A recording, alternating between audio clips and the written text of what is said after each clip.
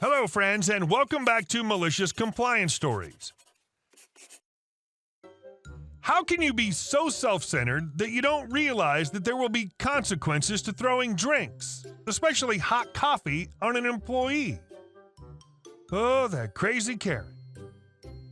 But before we begin, don't forget to subscribe to our channel if you're new here, and turn on notifications so you don't miss a new video every single day.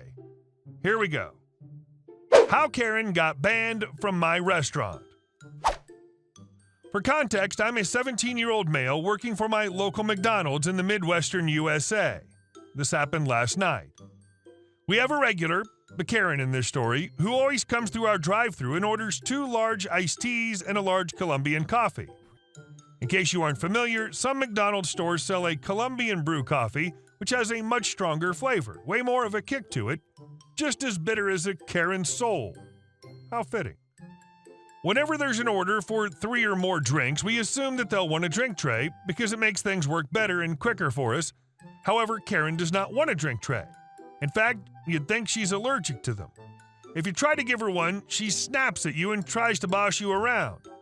My coworker, who I'll call Jay, didn't know about her aversion to drink trays because she normally works different shifts and had never dealt with her before. She handed her drinks out on a tray, and Karen took the drink tray and threw it at her, frisbeed it right back into the window. Jay was shaken, naturally, and told a manager what happened. Last night, Karen came through the drive-thru again. This time, Jay was at the first window where you pay for your food. She got a manager, and not just any manager, our general manager, who's the highest person on the ladder in our store. The next level is the regional manager, who takes care of the 8 stores owned by our franchise. Happened to be right there. He knew what happened. He sold Karen her coffees, but only after making it clear that she was not allowed to come back after what she did. If she comes back, not only will we ban her from all 8 stores, all the McDonald's stores in our area are owned by the same family, so she'll almost certainly have to drive at least 40 minutes or something to get to a McDonald's she's allowed to go to. But we'll also call the cops on her for trespassing. She got to my window and said, "I don't want a drink tray." And I just said, "I know that," as sassily as my thoroughly and not sassy personality would allow. Update. She came back today. The official policy about what to do about her hadn't gotten around to all the managers yet, but one of the managers there tonight sent the GM a message and let him know she came by. Hopefully by the next time she comes back, everybody knows about it, and we can call the authorities on a Karen. And our second story. You want my receipt? Here you go. It's all yours. Short story about your favorite Arkansas-based retailer involving myself and a Karen worker. So I've been going to the same Walmart for about 5 years. The wife and I get groceries on Sunday, then I usually stop during the week for an energy drink / Pepsi and a snack for lunch. Wonderfully healthy, I know. Well, after getting self-checkouts a few years ago, we now have a Karen who's replaced the smiley face sticker person and stops folks who don't use self-checkout to scan their receipt and a random item, as far as I can tell, to make sure they've paid. For reference, she stands about 10 feet directly in front of the self-check area and always stops me after I use self-check, which is basically infuriating because, 1, I never see anyone else get stopped from self-check. 2, she watches me wait and pay for my stuff. 3, I only ever have 2 or 3 items in one hand and a receipt in the other, no bag, so it's like Sherlock-level logic to figure out what's going on.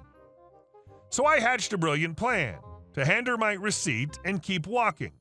At first she looked confused and I'd say things like, "Have a great day," and smile while she'd chase me down with a receipt for $3.23 and a low-carb Monster and bag of chips, to which I'd reply, "I don't need it," and not take the receipt from her.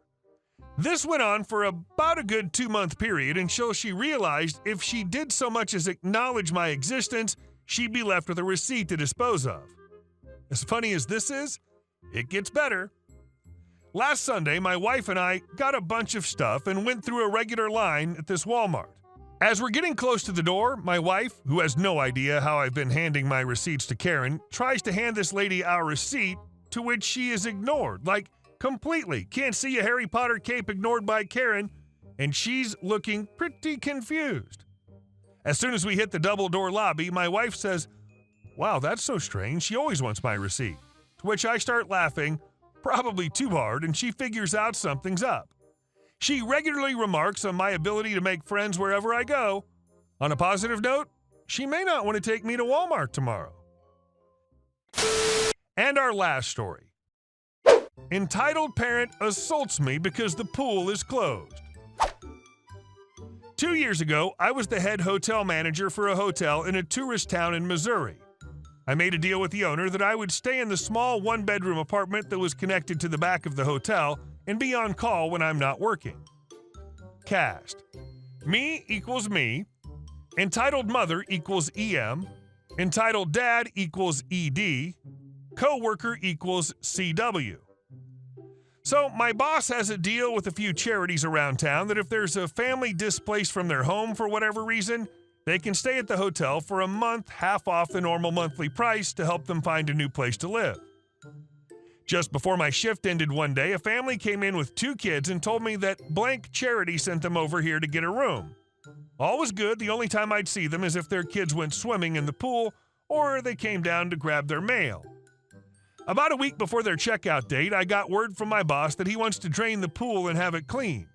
I made a sign outside the pool area and at the front desk explaining that the pool will close for 2 weeks starting the day the EPs move out.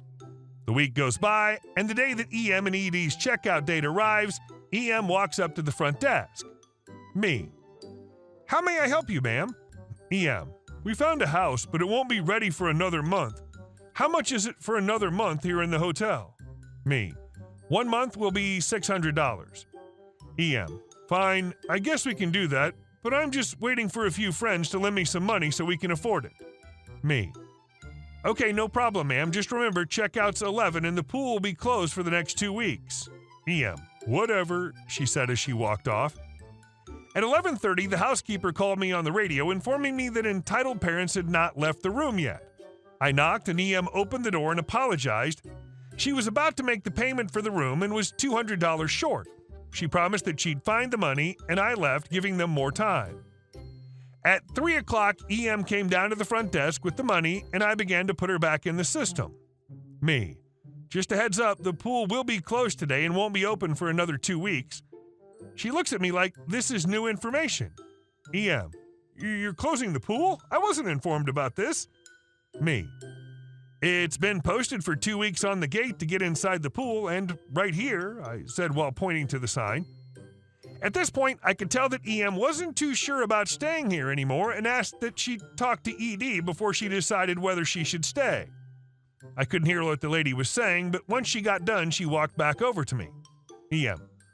Okay, we'll take the room. Me. Great. I started finishing up the registration.